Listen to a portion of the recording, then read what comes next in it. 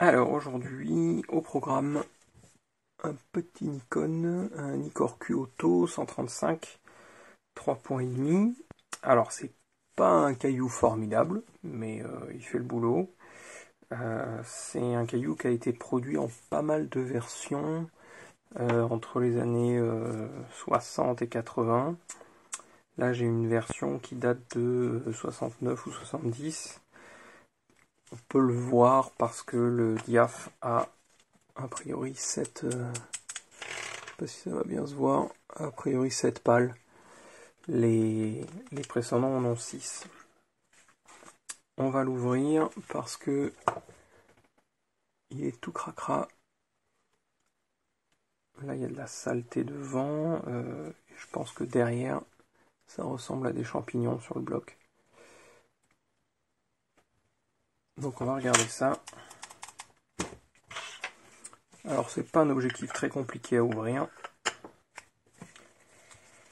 On va commencer par ici. Il y a une petite vis pointeau.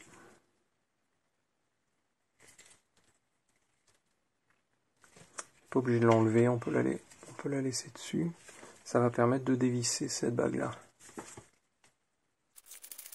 Tac. Ensuite, il y a une autre vis pointeau qui est là.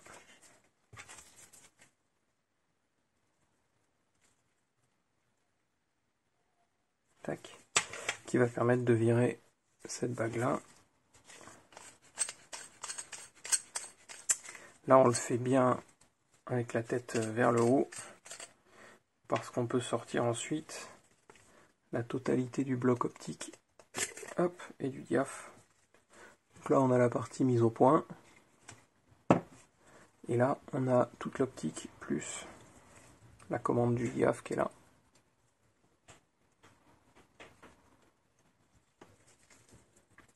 Voilà.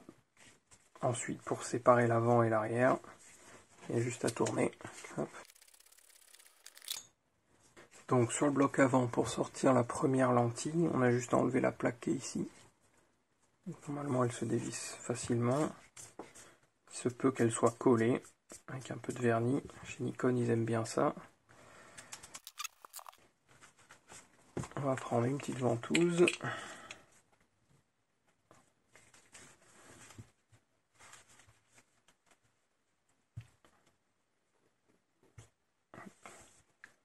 On a une première pièce d'optique. On voit que ici c'est convexe, ici c'est plat.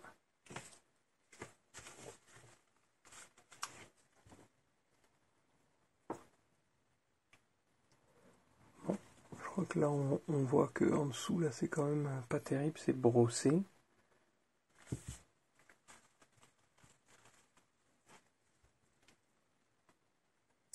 Celle-là, ça a l'air d'aller à peu près.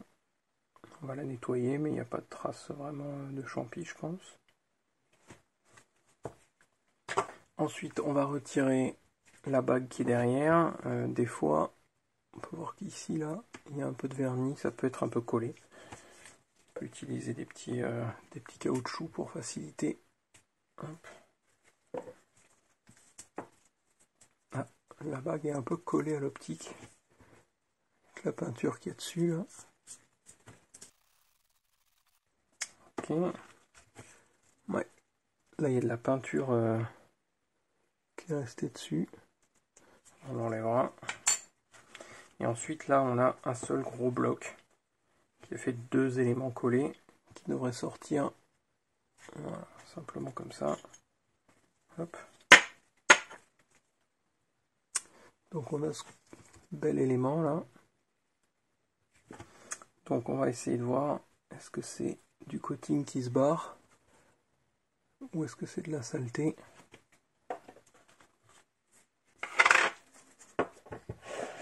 On va regarder simplement déjà l'alcool.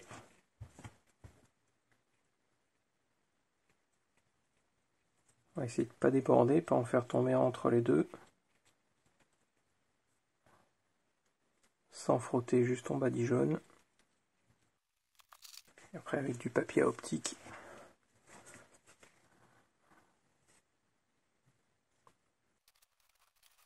Bon, je pense que c'est le coating en fait, hein. Ouais. C'est le coating qui s'effrite sur les côtés. Bon. Après, ça reste quand même périphérique. Le centre est plutôt pas mal. Donc bon, je pense pas que ça aura un impact vraiment très important sur les photos. Passer un coup sur l'autre côté.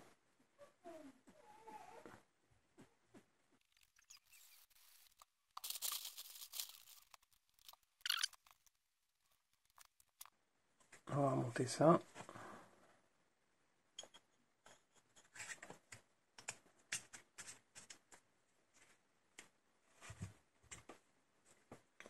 Je vais enlever les résidus de peinture parce que ça va finir sur le diaph à un moment.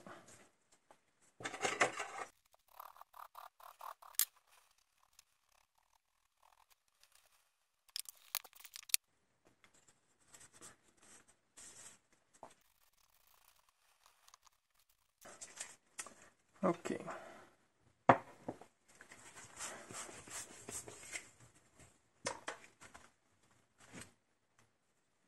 On va nettoyer. On va aussi nettoyer la première.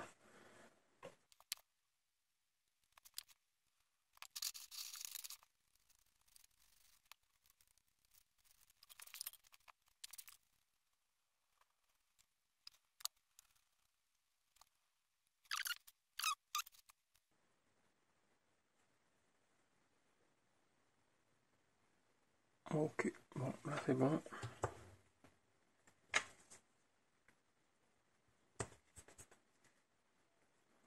On va la remettre dans le bon sens.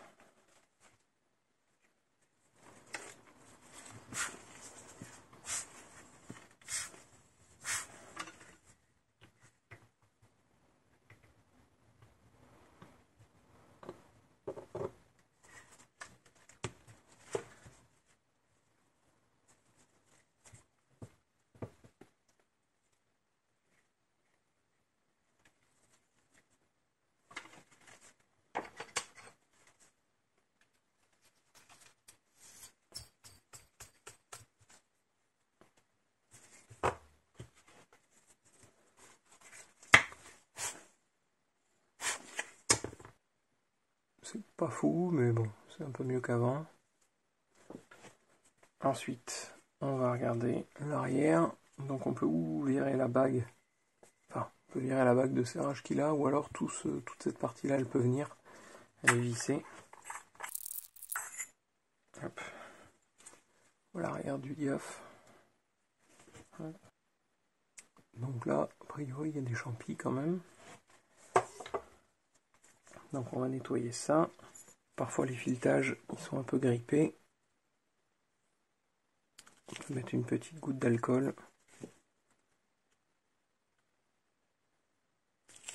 Hop. Ça va aider à dégripper.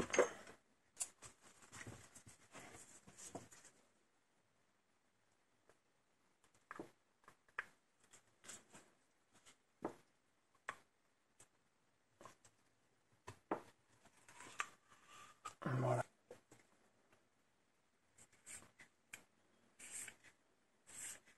Ensuite, une fois que le spanner il a débloqué la bague, c'est mieux d'utiliser un caoutchouc quand même.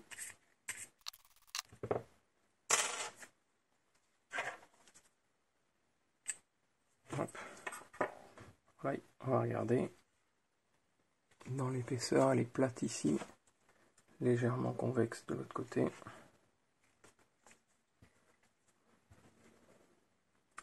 On va nettoyer une première fois un petit coup d'alcool, juste pour essayer, voir si ça suffit.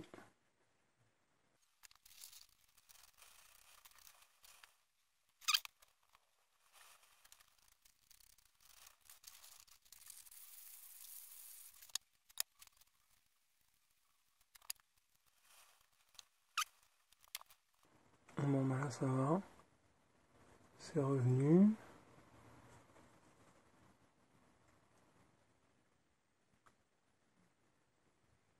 On va pouvoir la remplacer, la replacer. Pas se tromper de côté.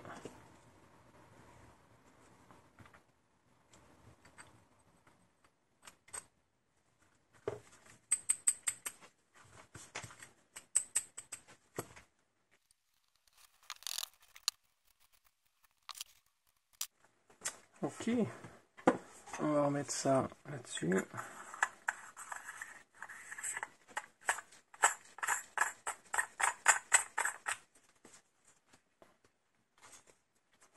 On va remettre le bloc avant là-dessus, juste avant. Petit coup de soufflette.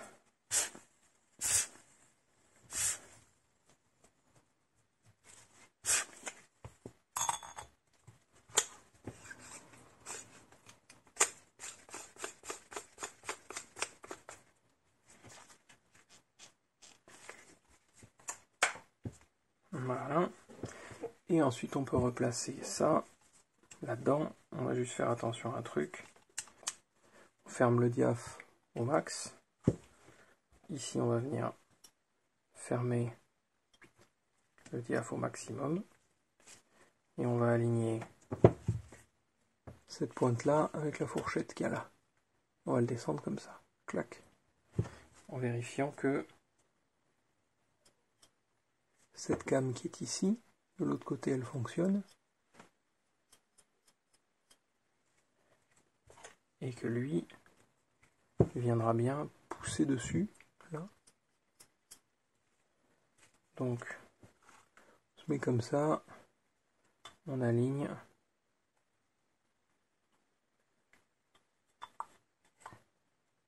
Et on le descend. Hop. Il faut aussi que de l'autre côté, l'encoche qui est dans le filetage prenne bien la vis de réglage qui est ici. Tac. Et là, on y est. Donc on vérifie avant de fermer que ça marche bien dans les deux sens. Et que la petite patte, elle fait bien son boulot. Normalement, si le réglage de l'infini il était bon avant, il n'y a pas de raison qu'il ait bougé. Mais ce qu'on peut faire, c'est avant de remonter ça et ça, de monter l'objectif sur un boîtier et de vérifier qu'on a bien l'infini. Sinon, il y a la vis de réglage qui est là, celle qui est dans l'encoche, dans le filetage là, qui sert à ça. Là on est bon, on va pouvoir replacer ça. Donc on va le visser à l'envers jusqu'à trouver l'entrée du filetage. Tac, quand ça claque, c'est que c'est bon. On peut regarder éventuellement où est le petit trou qu'il y a là dans le filetage qui sert à venir mettre la vis pointeau. Donc on sait qu'il est à peu près là au milieu des deux vis là. Donc quand on va visser, il faudra qu'il revienne. Tac tac tac. Hop, au milieu des deux vis, ce qui permettra à la vis d'aller entièrement dans le logement. Et ensuite on prend celle-ci, pareil.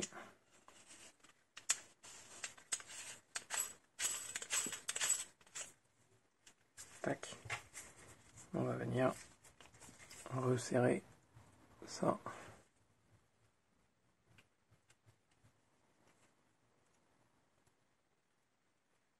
Tac, pas besoin de forcer. Si ça bouge plus, c'est que c'est bon.